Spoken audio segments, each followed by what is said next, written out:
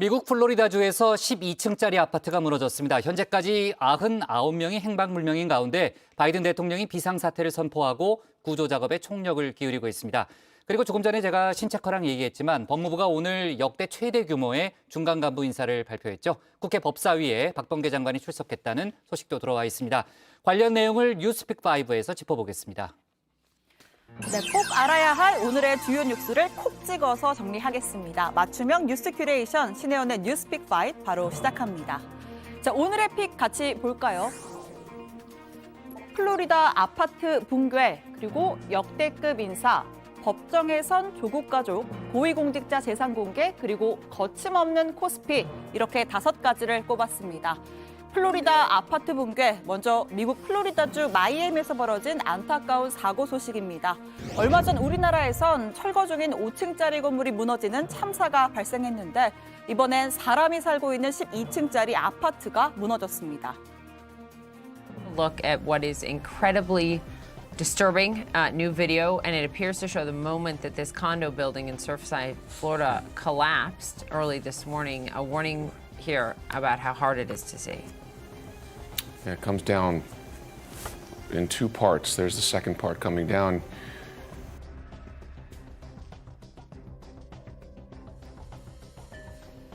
네, 보고도 차마 믿기 힘든 광경인데요. 이 지역 주민들은 지진이나 천둥, 그게 아니라면 9.11 같은 거대한 테러가 벌어진 줄 알았다라고 했습니다. 현지 시간 24일 새벽 1시 반 모두가 잠이 든 시간에 마이애미 해변 바로 앞에 위치한 12층 아파트가 순식간에 와르르 무너져 내린 겁니다. The alarms went off, it just got louder and everybody started to panic and we grabbed children and started running out the door, and as you went down the stairway for the exit emergency ramp, everybody was screaming and panicking, and once you got down to the lobby, the lobby was filled with nothing but dust and debris. I have never seen so many ambulances and police in my life all at once. It looked like something from like 9/11, literally. 136가구 중에 총 55가구가 완전히 파괴됐다고 합니다. 구조 작업이 계속 진행 중이라 숫자가 바뀌고는 있지만 현재까지 최소 1명이 사망했고 40명이 구조, 또 102명은 소재가 확인됐지만 99명이 행방불명 상태입니다. 문제는 붕괴 당시에 아파트 내에 있던 인원이 정확치가 않다는 건데요. 이 아파트는 마이애미 해변 북쪽에 서프사이드라는 고급 호텔과 아파트가 늘어선 고급 휴양 도시에 위치해 있습니다. 때문에 상시 거주민은 물론 별장으로 이용하던 주민, 외국인들도 많았다고 하고요. 파라과이 대통령 영부인의 가족도 현재 실종 상태입니다. 생존자와 부상자, 수색팀이 섞여서 아수라장이 된 현장. 한 소녀는 잔해 아래 침대 프레임과 매트리스 밑에 깔렸다가 기적적으로 구조가 됐습니다. Then I saw an arm sticking out of the wreckage, and he was screaming, "Can you see me?" And whatnot. But it was too heavy, too much rebar, stuff like that. But he was just screaming, "Don't leave me, don't leave me." So I was able to signal a police officer using the flashlight of my phone. 인명 구조 작업은 사고 발생 후 72시간이 가장 중요합니다. 수색팀은 수색견, 또 음파 탐지기 등 가용장원을 총출동시켰습니다. 바이든 대통령은 플로리다에 비상사태를 선포하고 연방정부에서 전폭적인 지원을 하겠다고 했는데요. 아파트가 마치 폭격을 당한 듯 폭삭 내려앉은 데다 추가 붕괴 위험이 있어서 잔해 제거에만 적어도 일주일 이상이 소요될 거란 전망이 나옵니다.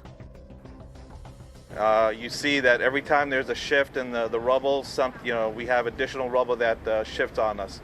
If we make a cut and there's a shift with additional boulders, what we end up finding is what we just encountered, a small fire. 멀쩡하던 고급 아파트가 도대체 왜? 아니 사실은 멀쩡하지 않았다라는 이야기가 나옵니다. 일단 이 아파트는 1981년에 지어진 40년 된 노후 아파트입니다. 콘크리트가 손상되고 곳곳이 녹슬어서 대규모 보수 작업을 앞두고 있었고요. 최근엔 지붕 공사도 하던 중이었습니다. 또 2015년에는 이 아파트 외벽에 금이 가는 등 관리가 부실하다면서 소유주가 관리업체를 상대로 소송도 제기한 적이 확인됐고요. 또 1990년대부터 집안이 조금씩 가라앉고 있었다는 지난해 연구 결과도 있었습니다. 연간 2mm씩 침하했다라는 건데 이 정도 속도라면 건물 구조에 충분히 영향을 미칠 수가 있습니다. 구조 작업을 마치는 대로 본격적인 붕괴 원인 조사가 시작될 것으로 보입니다. It's hard to imagine how this could happen. I've lived in Miami Beach. I was born here, and buildings just don't fall down. Never. I mean, it's the most shocking thing that I think we've seen ever. 자, 이어서 두 번째 픽으로 한번 가보겠습니다. 두 번째 픽은 역대급 인사입니다. 박범계 법무부 장관이 역대 최대 규모의 검찰 중간 간부 인사를 단행했습니다. 몇 명이나 했길래 역대급이냐고요? 고검검사급인 차부장검사 650명, 평검사 10명을 합쳐서 총 662명입니다. 중간 간부 이상 90% 이상이 자리를 옮기게 된 겁니다. 이번 인사는 고검검사급 전체 보직 중에 거의 대부분에 대한 승진 전보 인사가 될 것 같습니다. 그래서 아마 역대 최대 규모라고 볼 수 있을 것 같고요. 네, 박 장관이 예고했던 그대로입니다. 일단 전국 최대 검찰청인 서울중앙지검 1, 2, 3, 4차장이 모두 바뀌었습니다. 6월 초에 고위급 인사 때 이정수 서울중앙지검장이 바뀌었죠.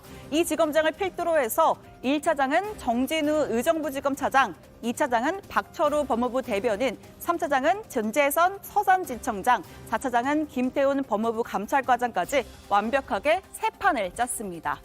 자, 무엇보다 눈에 띄는 건 현 정권과 관련된 이른바 권력선을 맡았던 수사팀 부장들을 싹 갈아치웠다는 건데요. 김학의 전 차관 불법 출국 금지 의혹 관련 사건을 수사하던 이정섭 수원지검 형사 3부장은 대구지검 형사 2부장으로, 또 월성원전 경제성 조작 의혹 수사를 했던 이상현 대전지검 형사 5부장은 서부지검 형사 3부장으로, 또 청와대 기획사정 의혹 수사를 맡은 변필검 서울중앙지검 형사 1부장은 창원지검 인권보호관으로 자리를 옮겼습니다. 모두 대통령령의 검사 인사규정에서 정한 보직기간 1년을 채우지 못했습니다. 가장 큰 대기준이 무엇인지에서 일단 좀 말씀해 주시죠. 검찰 개혁과 조직 안정을 잘 조화를 시켰고 아주 균형 인사를 했다고 그렇게 생각을 합니다. 적재적소에 지금 말씀하시는 예. 적재적소. 왜 웃으시죠? 예. 예. 적재적소에 인사를 했다고 자평하고 있습니다. 적재적소라는 게 국민들이 봤을 때는 편의적인 인사로 들릴 수 있어서 국민들이 그건 판단하실 거라고 생각합니다. 네, 보신 대로 오늘 국회 법사위에서는요, 박 장관을 향해서 야당 의원들의 날선 질의가 쏟아졌습니다. 박 장관은 적재적소의 인사라고 주장했지만 실상은 검찰의 권력 수사가 더 이상 윗선을 겨누지 못하도록 한 인사라는 게 야당의 입장입니다. 실제로 각각의 수사팀, 소위 윗선 기소를 앞두고 있었는데요. 예를 들어서 이정섭 부장검사는 수사팀의 외압을 행사했다는 혐의로 이성윤 서울고검장을 기소했고, 또 이광철 청와대 민정비서관에 이어서 최근에는 조국 전 법무부 장관까지 소환 조사했습니다. 하지만 이번 인사를 통해서 수사는 일시 정지 상태가 됐다는 비판이 나옵니다. 이렇게 생각을 하면 되겠죠. 문재인 정부에서 이야기해왔던 검찰개혁, 거기에 동의하는 사람 10% 미만은 잔류하고, 그러니까 90% 이상 바꾼다는 게 권력형 비리 의혹 수사하던 분들 다 바꾼 겁니다. 이렇다면 이게 조직의 안정인가? 참 이상하죠. 제가 그러니까 이 법사위를 피하려고 했으면 배당되는 것이 맞죠. 검사가 바뀌었으니까요. 특정한 검사를 인사 요인으로 두고서 인사를 하지는 않습니다. 이번에 정말 균형 있는 인사를 했고, 예, 자세히 보지 않아도 얼핏 봐도 지금 느낄 것 같습니다. 여성 검사들의 대약진도 한번 눈여겨봐 주시고요. 네, 박 장관이 말한 여검사들의 대약진은 이제 법무부와 또 대검 그리고 서울중앙지검에 모두 여성 대변인을 임명한 것을 말하는 건데요. 또 그리고 이문정 대검 연구관이 법무부 감찰 담당관으로, 또 박은정 법무부 감찰 담당관은 성남지청장으로 각각 이동한 것을 의미합니다. 임, 박 두 검사는 모두 영전이죠. 자, 뿐만 아니라 친정권으로 분류되거나 박범계 법무부 장관의 참모들이 주요 요직에 오른 반면에 이른바 윤석열 라인으로 분류됐거나 정권사를 맡았던 인사들은 또 좌천성 발령을 받았습니다. 법무부는 검찰개혁과 조직안정의 조화를 주안점에 두면서 전면적인 전진 인사를 통해 조직의 쇄신 또 활력을 도모했다고 자평했습니다. 자, 이어지는 뉴스픽 세 번째는요. 법정에선 조국 가족으로 꼽았습니다. 조국 전 법무부 장관과 구속수감 중인 부인 정경심 교수 그리고 딸 조민 씨가 자녀 입시비리 혐의 재판으로 나란히 법정에 섰습니다. 입시비리 의혹의 당사자인 딸 조민 씨는 모든 증언을 거부하면서 열심히 했을 뿐이다라며 울먹였습니다. 재판 앞서 조 전 장관은 자신의 딸의 모습이 담긴 사파를 성매매 관련 기사에 실은 조선일보에 대해서 분노를 표출했는데요. 입시비리 관련 질문에는 침묵했습니다. 저와 제 가족을 모욕하고 조롱한 기자와 언론사 관계자분들께 묻고 싶습니다. 임두법을 쓰고 어찌 그런 일을 할 수 있습니까? 반드시 법적 책임을 묻겠습니다. 따님 오늘 출석하셨는데 그에 대해서는 한 말씀 해주시죠. 자, 이어지는 네 번째 픽은 거침없는 코스피입니다. 오늘 코스피가 장중한 때 사상 처음 3,300선을 돌파했습니다. 마무리도 3,300 넘겼죠. 자, 어제 이주열 한국은행 총재의 연내 기준금리 인상 발언에도 국내 증시는 위축되지 않는 모습입니다. 지난 3월 말 3,000선 아래로 떨어진 뒤 3개월 만에 약 300포인트가 올랐고요. 코로나19 패닉으로 증시가 급락했었던 작년 3월과 비교해서는 15개월여 만에 무려 1,800포인트가 급등한 겁니다. 미국 바이든 대통령이 추진 중인 1조 2천억 달러짜리 인프라 투자 계획에 정치권이 합의를 하면서 간밤에 미국 증시가 일제히 상승 마감했고 그 영향이 있었던 것으로 풀이가 되고 있습니다. 자, 이어지는 오늘의 마지막 픽입니다. 고위공직자 재산 공개로 꼽았는데요. 누가 제일 부자인지, 누가 1년 새 가장 많이 벌었는지 살펴볼 수 있는 자료입니다. 자, 현직자 중에 가장 부자는요.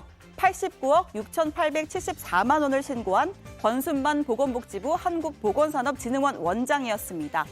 퇴직자 중에서는요. 71억 6,908만 원을 신고한 윤석열 전 검찰총장인데요. 예금 2억 4천만 원을 뺀 나머지는 배우자 김건희 씨의 명의였습니다. 자, 또 눈에 띄는 사람은 김기표 현 청와대 반부패 비서관입니다. 재산이 총 상식 9억 원으로 현직자 중에서는 재산 3위인데요. 내역을 살펴보면 부동산이 90억, 금융채무가 54억입니다. 부부 명의의 분당 아파트 외에 서울 마곡동에 있는 본인 명의의 상가 2곳을 신고했는데 65억 4,500만 원 상당입니다. 그리고 금융채무가 54억 6,400만 원, KB 하나은행 한 곳에서 53억 6천만 원을 대출받았습니다. 김 비서관은 한 언론과의 인터뷰에서 상가 등을 구입하는 과정에서 채무가 발생했고 상가 구입의 목적은 딱히 뭐라 말씀드려야 할지 모르겠다라고 답변했습니다. 자, 여러분은 어떤 뉴스를 오늘의 원픽으로 꼽으셨나요? 들어가서 같이 더 이야기해보겠습니다. 지금까지 신혜원의 뉴스픽 5였습니다.